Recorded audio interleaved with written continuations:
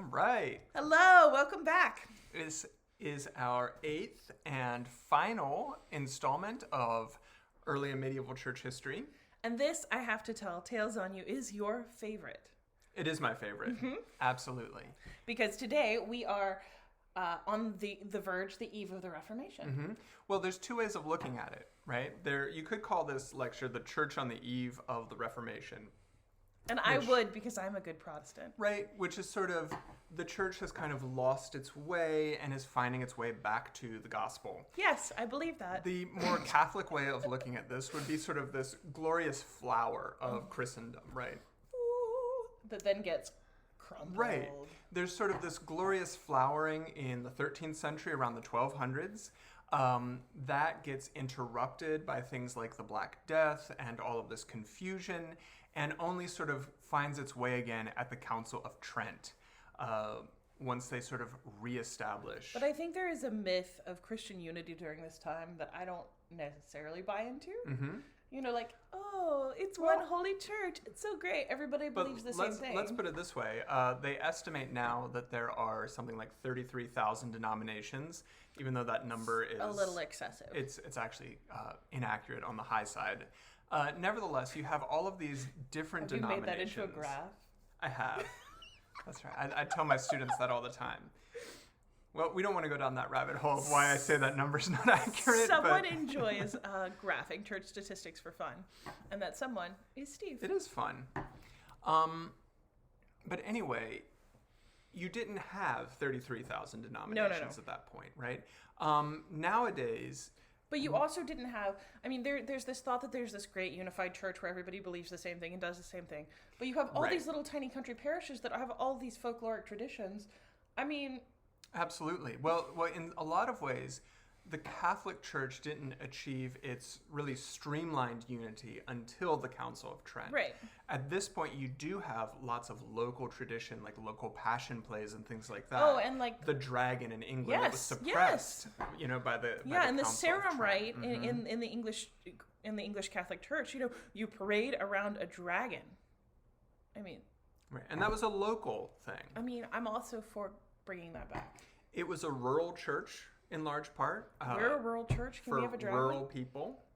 I mean, but it was very sort of local community. Concerns about childbirth. But I'm getting you off base.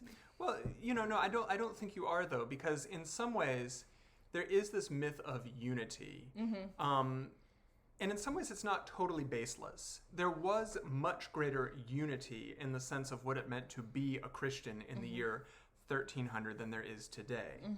And a lot of that unity, though there were local variations, was rooted in the 7 sacraments. Right. The sacramental system of the church was kind of the beating heart, this unitive force of the Christian body in Europe. And if you're in Ethiopia and I'm in France, we both are participating during our life in sacraments. Absolutely. Not all of them, because you can't get all of them. Although the one caveat I would say against that is Ethiopia did have its own kind of Orthodox church at that point. So there was some division there. Less Christian But let's put it this way. If you were in Wittenberg, Germany, but they all did Paris, baptism. France, absolutely. I mean, yeah, even in the Orthodox Church, the sacraments are pretty... Absolutely. Ultimately, though, these 7 sacraments are the beating heart, this central engine, if you will, of medieval Christianity. Well, and you sort of follow them through, and they go through your life, starting with baptism. Right, because, you know, if it's a church for people who are constantly dealing with life and death issues, then the sacraments that deal with life, that mark time, that mark the course of a life, are going to be very important. As you just mentioned, baptism is the first sacrament. In medieval Europe, baptism wasn't just a sort of an option. No. Baptism marked you not just as a Christian, but as a member of the wider Christian society. Well, and also a member of your local town. It's how you kept any historical records. Right. Because everyone was a Christian. You know, anytime we want to see when someone was born or when someone dies, you have to look at church records. Baptismal records were a lot more accurate than birth certificates. There were no birth certificates, right? But no. What day you were born. Well, and of course, and this is depressing and sad, but with the high rates of infant mortality, You baptize as early as possible. They're Days, private, if not hours. They're private services. It's just the couple and a priest generally, or a couple family members, a couple godparents, which godparents, the historic meaning, they become your parents if your parents die. Right. And it was all to make sure that the child, if the child dies, doesn't go to limbo or hell. Right. I mean, exactly. it's all about death. It's all about trying to wash away original sin. Death and security, though, you could say. That the earthly needs of the child would be taken care of by godparents, should anything, God forbid, happen to the parents. Right. And that the eternal needs of the child would be taken care of, should, God forbid, something happen to the child. It was a way, in a very uncertain world, of gaining some sense of certainty. Yeah. I mean, and this is also the time period where you have the churching of women. So 6 to 8 weeks after a child is born, that's when a woman can come back into church and there's a celebration that, yay, you survived the postpartum period. Right. Well, that you made it through childbirth, survived the postpartum period. Because very often women weren't even present at baptisms. Right. Because they were recovering somewhere. So, yeah. Well, and life was very dangerous, Totally giving birth dangerous. In those days. Giving birth is always dangerous. Yeah, absolutely. But in particular, without any medicine much worse whatsoever. Nevertheless, they did have some midwives who were very skilled and talented and knew what they were doing. Yeah. But again, we're sort of going down another rabbit hole there, aren't we? Well, and the concepts of limbo and purgatory and all of that are tied up to this and all part of... So in the earliest church, it does seem like baptism was something that happened with adults. It seems like believer baptism had some sort of consent aspect to it. Of course, when you're baptizing an infant can't really consent to anything. So the church develops this process of confirmation, the rite of confirmation. Right, which is that interplay that we still have across Christian denominations now.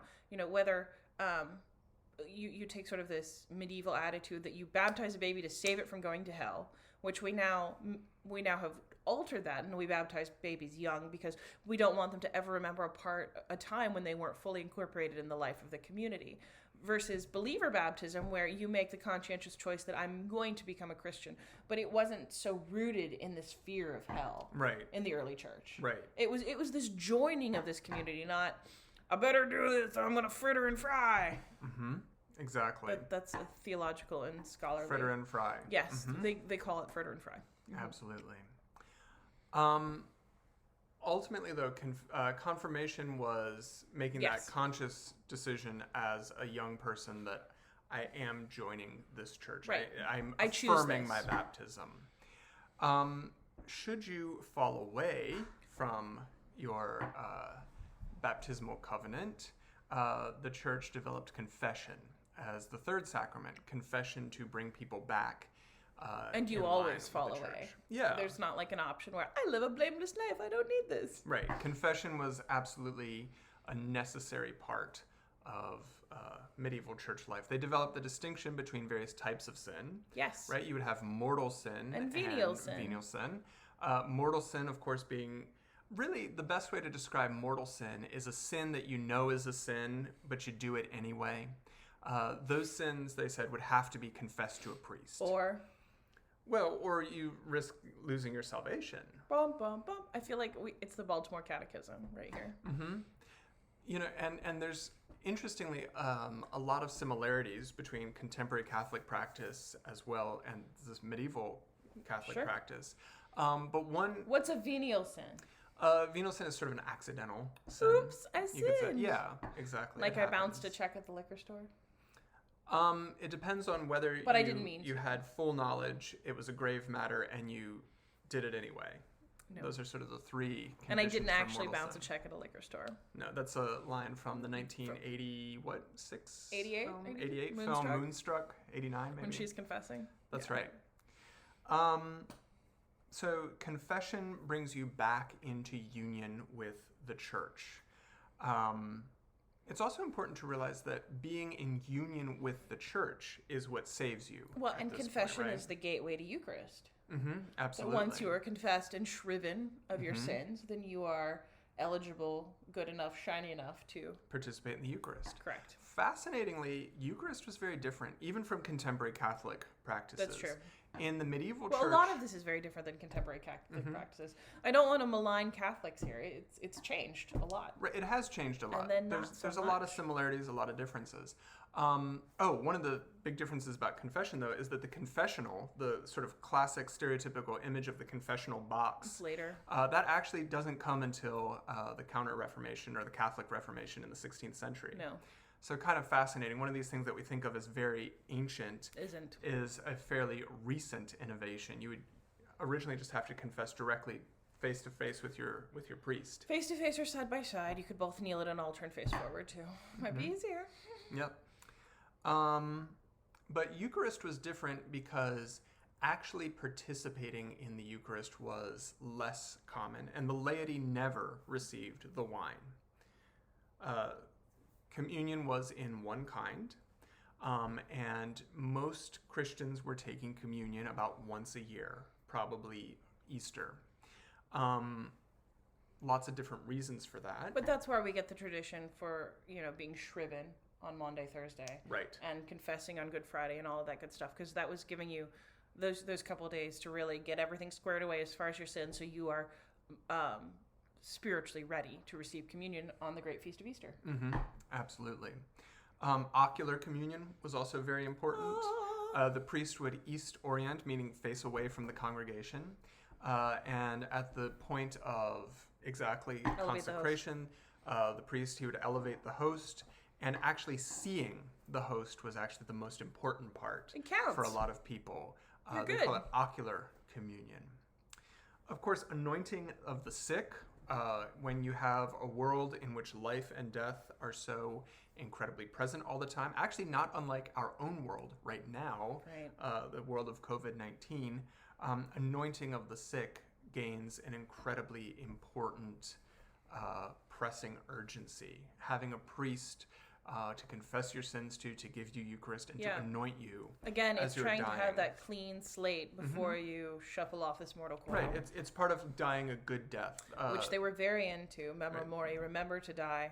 And the ars moriendi, the art of dying, the art of dying which well, was a book. Was very important for medievals. And and that carries through the Protestant tradition too. That becomes a big deal with Richard Baxter and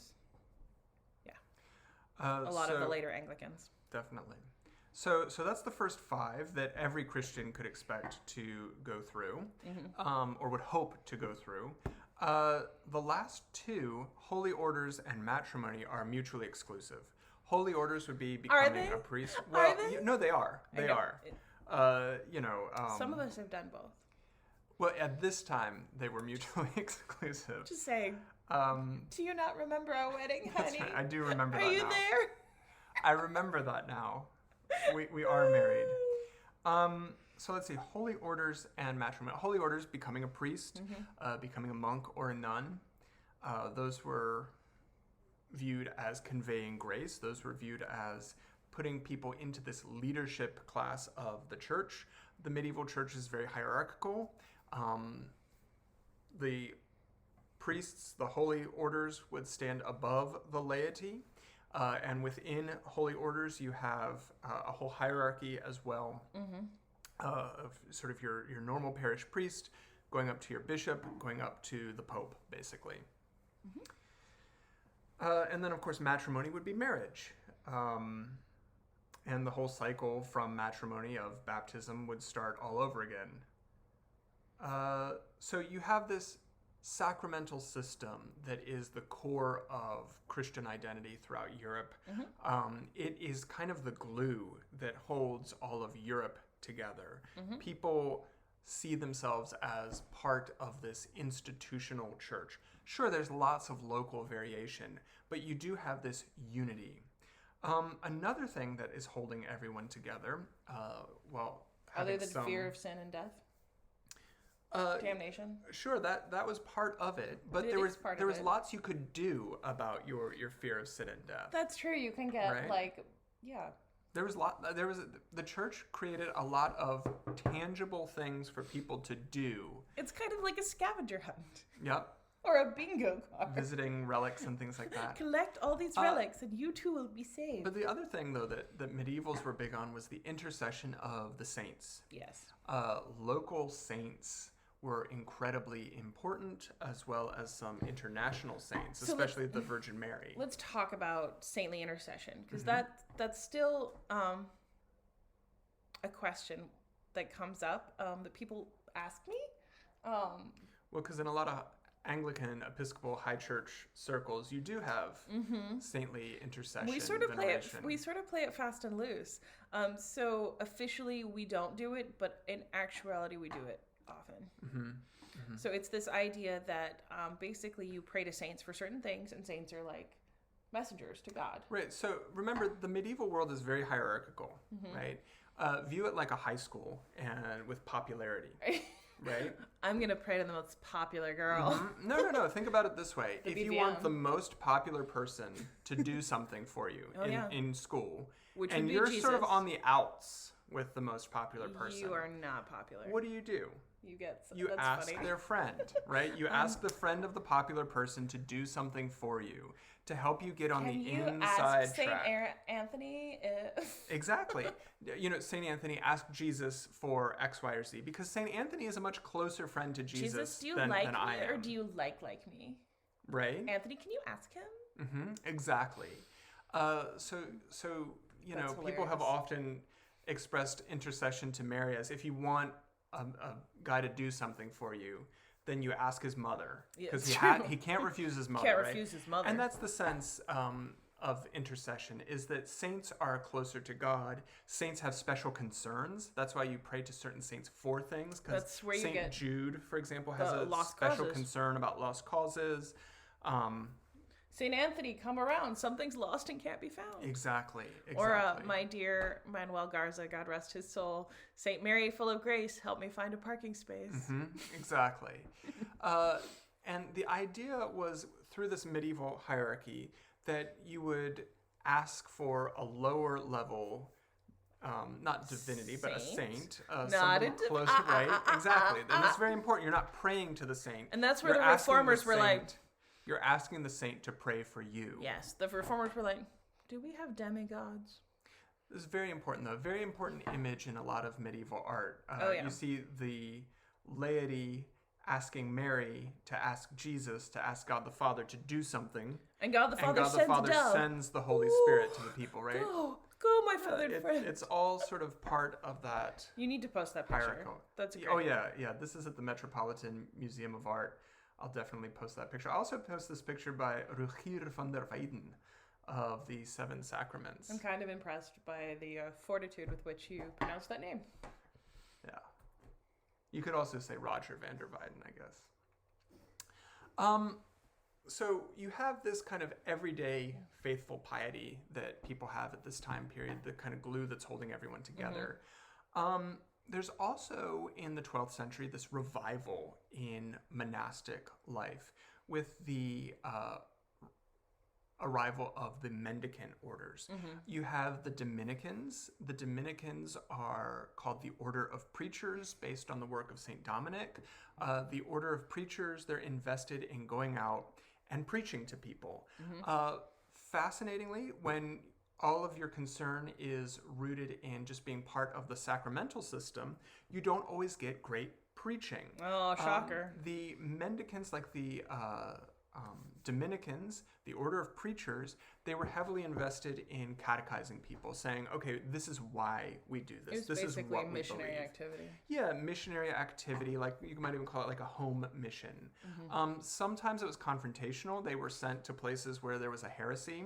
And they would preach against that heresy. A lot of Dominicans become inquisitors, I believe.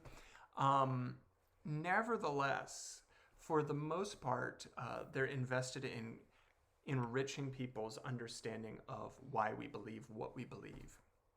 Another very important order, of course, is the Franciscans. Rooted in St. Francis, that great story of Francis, this incredibly wealthy young man who gives everything back to his father. Yeah, he strips down naked. Right? To rebuild the church. Right? Yeah, his father says to him, like, sort of laughs at him and says, you want to go be a monk. Ha, I've given you everything. I've given you the clothes on your back. You have to listen to me. And he says, well, here's the clothes back. Very famous story. he's at prayer and he hears the voice of Jesus say to him, "Rebuild my church." Right. So he starts rebuilding this little chapel that he's in, and then he realizes, oh, it's not It's not a physical space. church, but the church. And that's where you get the Franciscans. And he talks to wolves and he sings at birds. Very gentle preaches man, at very birds. eccentric in a lot of ways. You think? But also incredibly loving. Sister, sun, brother, moon. Brother, sister, moon, brother, sun. Oh. There's something very gentle and touching about It Francis. is. It's very sweet. And his female counterpart, Claire, Yes. founded the Clares, the Poor Clares, Poor right? Clares. As a female Franciscan order of nuns. No, do they wear shoes or they don't wear shoes? So that's a different kind of debate that comes up.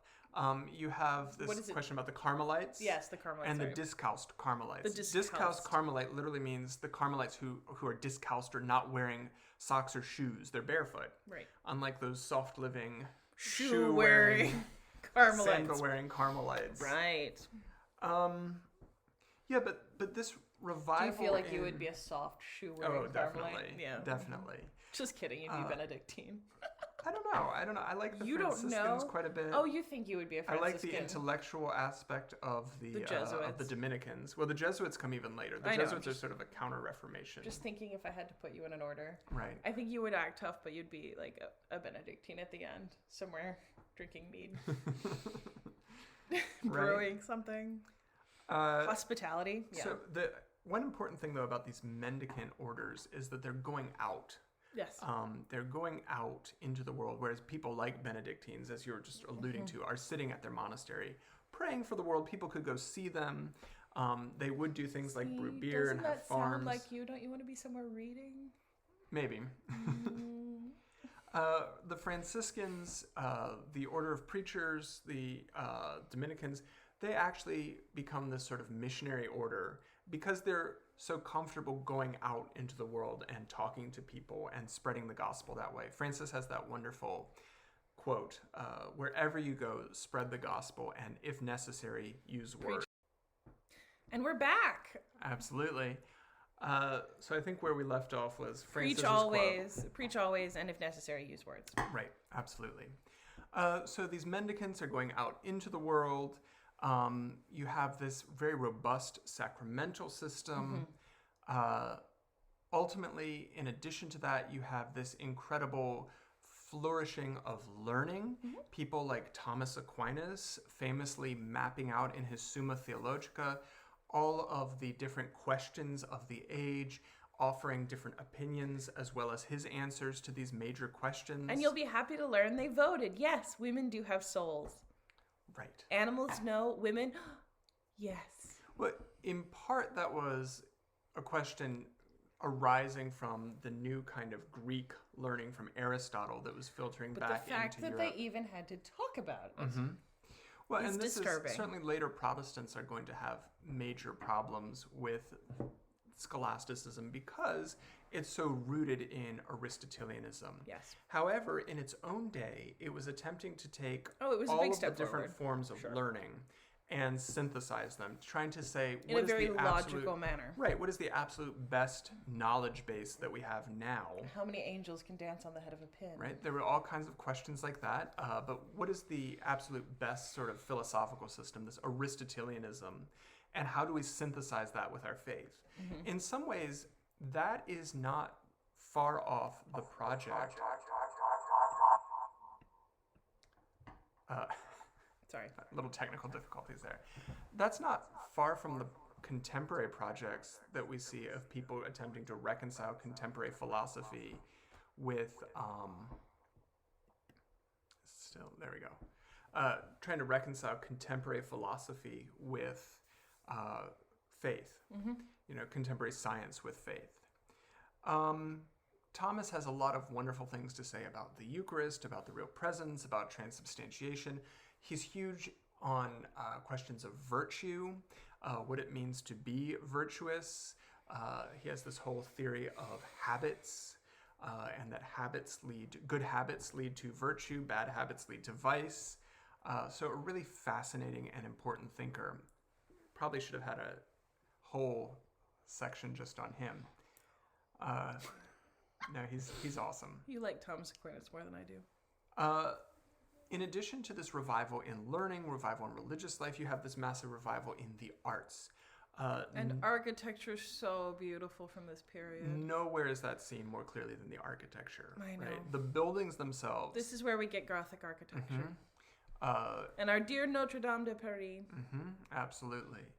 This incredible new technology, right? We sort of look at it as so rudimentary and old, and it took these people hundreds of years to build these buildings. And now we have flying buttresses. Right, but nevertheless, it was the height of technology at the time. They were able to build these massively tall walls with gigantic windows and hold the roof up. That was something that they couldn't have figured out how to do. And this is the great age of the cathedral.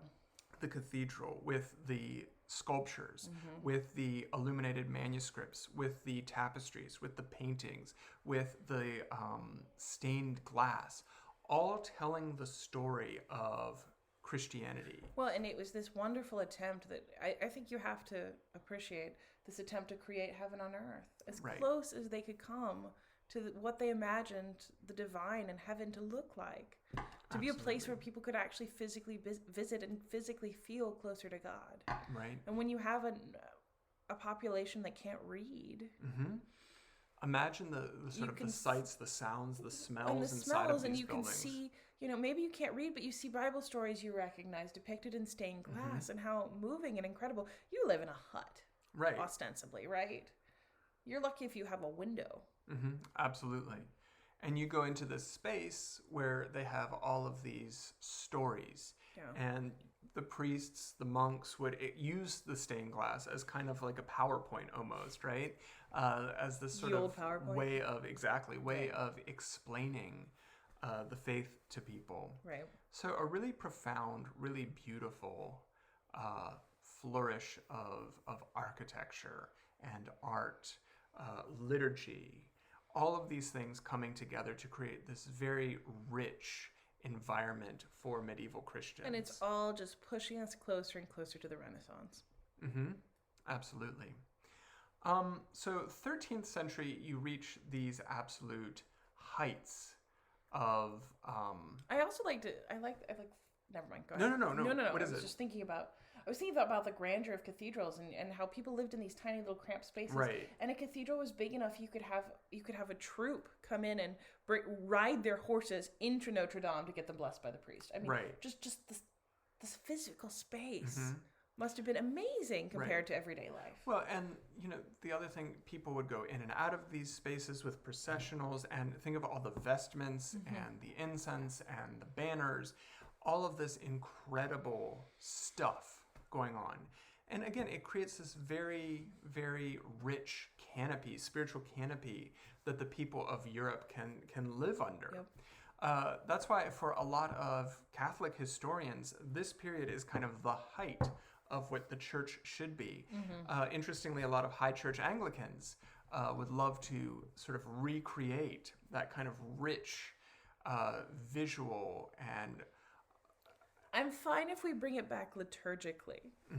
Let's not bring it back socially or medically. Which brings us to our next point. Black Death. Right. So if the 13th century is this incredible time of intellectual, artistic, religious flourishing, the next century is kind of the shaking of that foundation. Everything gets undone by that tragic event right at the middle of the 14th century, the Black Death from 1346 to 1353.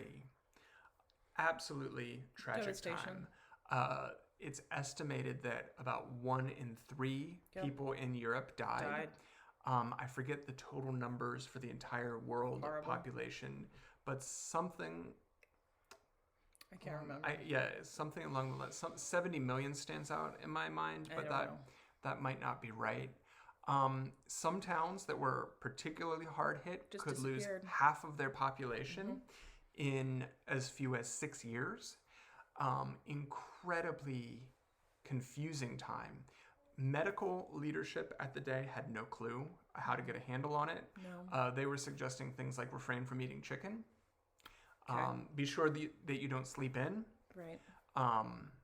I mean, it does remind me a little bit of the CDC changing regulations every 10 Oh, yeah, seconds. absolutely. I mean, they're attempting to get a handle on it. they're learning as fast as they can, and Right. they don't have the answers. And they're trying as hard as they can. Trying all sorts of different things. Religious leadership also very, very much unable to provide answers that people need. No. Half of Europe's priests, it's estimated, died probably attempting to administer last rites or care for the sick. Mhm. Yeah. Mobs of people, mobs of Christians who felt afraid and vulnerable began scapegoating Jewish communities in these pogroms. lethal pogroms. Profoundly devastating time. Yeah. There were a lot of forced conversions of Jewish communities. There was a lot of locking Jews up in parts of the city and burning it. Yep, and a lot of Jewish people died, opted to throw themselves on the fire rather than be converted. Incredibly tragic time. Awful.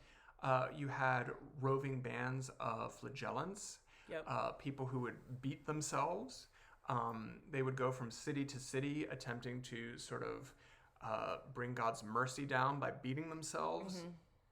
Sadly, ironically, tragically, they actually were spreading the disease, the bubonic plague, doing that. And with all the trade routes and everything that was going forward as far as travel and commerce, you were just spreading things faster. Right. Rats on ships and all, fleas on rats and all that. So you have this, again, this incredible flourishing Christian culture the century before. Everything seems to go wrong in the next century. That's also the century with the Western Schism, right? So not only do you have the Black Death, but you also have incredible religious and political turmoil in both the Avignon papacy at first and then in the Western Schism. Which we talked about a little last week. Exactly. I mean, but there are good things that arise out of the Black Death. Obviously, with all the loss of life, you have positive economic reactions. You have an increased reality of having a middle class for the first time. So many people have died that land distribution happens naturally. Mm-hmm. If you were born post Black Death, things were probably better for you than it was for your ancestors. There were certainly more opportunities after the pandemic than during the pandemic. Well, or even before, because people became wealthier. Right. And so after this time period, when you have this huge breakup politically and religiously in terms of the Western Schism, you have this huge moral crisis that comes from the Black Death, this huge health crisis that comes from the Black Death, this massive loss of life. Everyone's asking the question, the intellectuals of the time are asking, what do we do next? One answer is going to be, well, we need to look for new answers. Sure. This is the Renaissance humanists. They say ad fontes, return to the sources, back to the sources. Let's revisit things. Mm-hmm. Let's return to, for example, classical literature. Let's return to, for example, the Bible. Mm-hmm. And so all of a sudden you're going to get that Protestant tendency to start checking the biblical sources. What if I read it for myself? Mm-hmm, exactly. The other answer, though, is going to be, well, let's keep building on the foundations that we've started. Thomas Aquinas, the Franciscans, these cathedrals, all of the artwork. This is not bad. We need to figure out how to make this work better. It's sort of a circle the wagons thing. It's like, let's all come together, consolidate centralized power, double down on what we already believe and what we know is working, and sort of cut everything that is sort of new and innovative. Right. And so that's going to be your more Protestant tendency developing on the one hand and your more Catholic tendency developing on the other. One wants to look for new answers. One wants to keep building on the foundations. To really commit to the traditional ways. This also, of course, coincides with a revolution in printing. Oh, Gutenberg! Yeah, famously, of course, the Gutenberg Bible in the middle of the 1400s. Did you know that Gutenberg actually went bankrupt? Did you see the Gutenberg Bible at Yale when we were I there? did. I also saw the one at the Library of Congress. Nice. Yeah, I think... Of course he went bankrupt. It's a stupid thing to build. Right? Well, it's sort of interesting. Much as today, the people who who use the new technology first Yeah. often don't have the capital and the marketing abilities to make it work. It's people actually thought it the was people crazy. who come a little bit further down the line, That make the money. right? Sort of the Elon Musks of the electric cars who figure out how to get rich off doing it after people tried for years. So you have this revolution in communication. You have all of these new critical commentaries of the Bible coming out. All of these new Greek New Testaments become widely available. Hebrew, For people to read? the Hebrew Bible for educated people. Exactly. The all literate, of a which sudden, is still a tiny Your number. right, but all of a sudden, your educated leaders of Europe are able to ask the question: are we doing this right? You also have this massive Renaissance rebirth of art, particularly in the South, particularly in Italy. The church is coming out of a very hard time and wants to make itself beautiful. It wants to give the laity something beautiful to look at. I mean, and don't we understand that? We've been in quarantine for 80 days. Oh yeah, I absolutely. just want to feel pretty. Right? Absolutely. And so there's this attempt to build up Rome as this central point for beauty. Yeah. And St. Peter's Basilica, the medieval St. Peter's Basilica, was looking pretty rough. It was it was a pretty nasty It was building. gross. So what they thought they would do is rebuild St. Peter's Good. as this incredible project for promoting beauty and Christian unity. One of the ways that they were going to pay for that, however, was by selling indulgences in the German territories. And was that popular? I'm pretty sure we know where the story goes next. Because the Germans loved it. No. So ultimately, that brings us to this final point in the history of early and medieval Christianity. Summing up the entire series, one of the things that I find so fascinating is that when we began, we were basically in that upper room. Yes. Right, House with church. the resurrected Christ. Paul is founding all of these small Christian communities And he's basically throughout the teaching in Mediterranean world. synagogues. Teaching in synagogues, teaching the Gentiles. And that small, really dispersed community gains increasing influence in the Roman Empire as this kind of persecuted minority. They become the religion of empire and then begin persecuting the pagans, right? Absolutely. They become the state religion. And then that religion moves north. And becomes a political power. Political power, but also sort of the religion of Europe. In some ways, it's so fascinating to think about the fact that there was a time when there was a populated Europe and no one there was a Christian, right? There was a time when the British Isles were not Christian and when lots of, France, Germany, all those places Pagan. had never heard of Jesus. Fascinatingly, this religion that starts somewhere in the Middle East becomes the religion of Europe. That's what we've really seen happen over the course of these discussions.